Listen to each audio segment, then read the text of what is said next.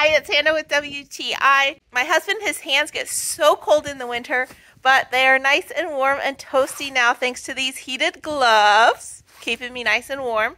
So my husband usually gets extra large gloves, and so these are the large and extra large, and they fit him great. So each one has a zipper here that if you unzip is where the battery gets stored. And you just pop that little battery in, and then each one has a power button. So if you push the power button, there's 3 levels. There's a low, medium, and a high.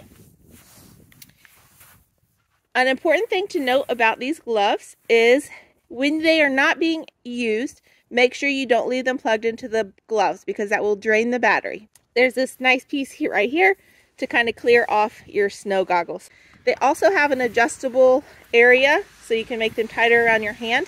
And I really like how high up on your wrist they go. So when you are out in the snow, nothing is worse than getting snow down in your gloves. These ones are extra high so you have extra protection.